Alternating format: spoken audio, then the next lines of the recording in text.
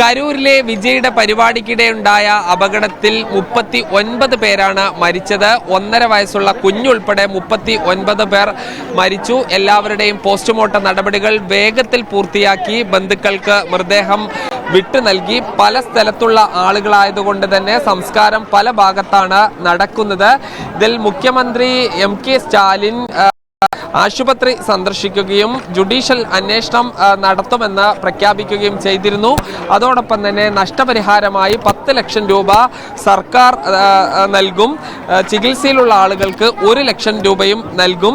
ഇത് കൂടാതെ ഈ വലിയ ആരോപണങ്ങൾക്ക് പിന്നാലെ വിജയും ധനസഹായം പ്രഖ്യാപിച്ചിട്ടുണ്ട്. 20 ലക്ഷം രൂപ മരിച്ചവരുടെ കുടുംബങ്ങൾക്ക് നൽകും. ചികിത്സയിലുള്ളവർക്ക് 2 ലക്ഷം രൂപ നൽകുമെന്നാണ് പറഞ്ഞത്. ഇതിൽ ജുഡീഷ്യൽ അന്വേഷണം കൂടാതെ പോലീസിന്റെ അന്വേഷണം കൂടി നടക്കുന്നുണ്ട്. വിജയ് പരിപാടിക്കെത്താൻ വൈകിയതാണ് അപകടത്തിലേക്ക് നയിച്ച പ്രധാനപ്പെട്ട കാരണം.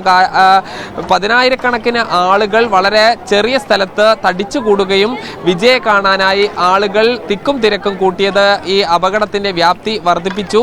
ഇത് കൂടാതെ ഈ കുടിവെള്ളത്തിനും മറ്റുമായി ആളുകൾ തിക്കും തിരക്കും കൂട്ടിയതും നിരവധി ആളുകൾ താഴെ വീഴുന്നതിന് കാരണമായി. നിരവധി ആളുകളുടെ ചെരുപ്പുകളും മറ്റുമാണ് നമുക്കവിടെ കാണാൻ കഴിയുന്നത്. കുട്ടികളുടെയും സ്ത്രീകളുടെയും ഉൾപ്പെടെയുള്ള ചെരുപ്പുകൾ ഈ അവിടെ വീണ് കിടക്കുന്നു. ഈ കാര്യങ്ങൾ എല്ലാം തന്നെ വളരെ വൈകാരികമായി തന്നെയാണ് നമ്മൾ ആ ദുരന്ത ഭൂമിയിൽ നിന്ന് നോക്കിക്കാണാൻ കഴിയുന്നത്. ഇതിൽ പോലീസ് നിലവിൽ ഒരാൾക്കെതിരെയാണ് കേസെടുത്തിട്ടുള്ളത്. ഈ തമിഴ് വെട്രിക്കഴകത്തിന്റെ ജില്ലാ സെക്രട്ടറിക്കെതിരെയാണ് കേസെടുത്തിട്ടുള്ളത്. വിജയ് ഉൾപ്പെടെ ആളുകൾക്കെതിരെ നിയമ നടപടി ഉണ്ടാകുമെന്നാണ് അറിയാൻ കഴിയുന്നത്. അതാണ് ഇനി ഏത് തരത്തിൽ ആ നടപടി ഉണ്ടാകുമെന്നാണ് ഇനി അറിയാനുള്ളത്.